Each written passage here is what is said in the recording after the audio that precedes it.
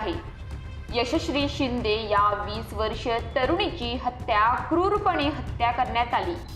यशश्री गुरुवारपासून बेपत्ता होती।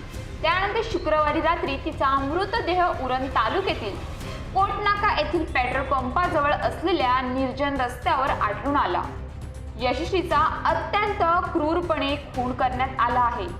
यशश्रीच्या गुप्तांगावर गंभीर जखमा होत्या, तसेच तिच्या चेहऱ्यासह शरीरावरही वार करण्यात आले आहेत। यशश्रीची हत्या दाऊद शेख नावाच्या व्यक्तीने केल्याचा आरोप आहे।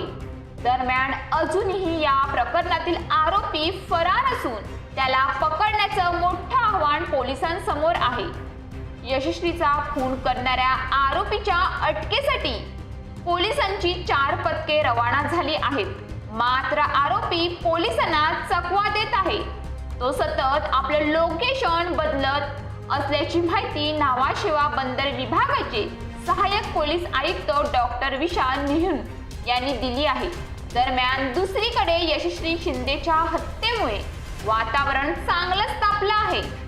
यशश्री शिंदेची निर्घृण हत्या करणाऱ्या आरोपीला तात्काळ फासावर लटकवा अशी घोषणाबाजी करत हजारो नागरिकांनी रविवारी उरण पोलीस ठाण्यावर आक्रोश मोर्चा काढला। या मोर्चात महिला मोठ्या संख्येने सहभागी झाल्या होत्या।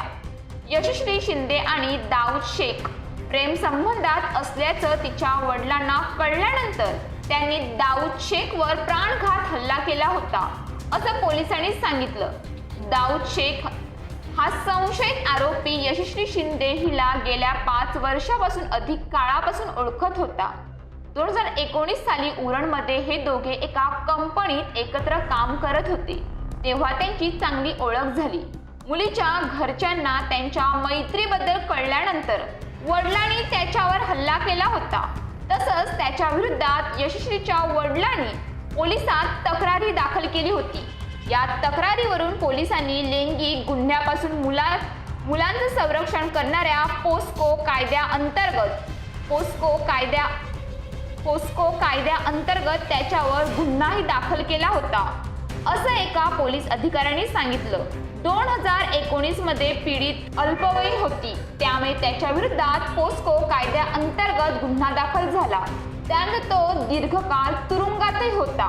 शेखला जामीन मिळाल्यानंतर तो कर्नाटकात गेला, परंतु हे दोघे तरीही एकमेकांच्या संपर्कात होते, असं कॉल रेकॉर्डवरून स्पष्ट झालं आहे। सार्वजनिक ठिकाणी त्याचा अपमान केल्यामुळे दाऊदच्या मनात तिच्या वडिलांविषयी राग होता, असंही पोलिसांनी सांगितलं।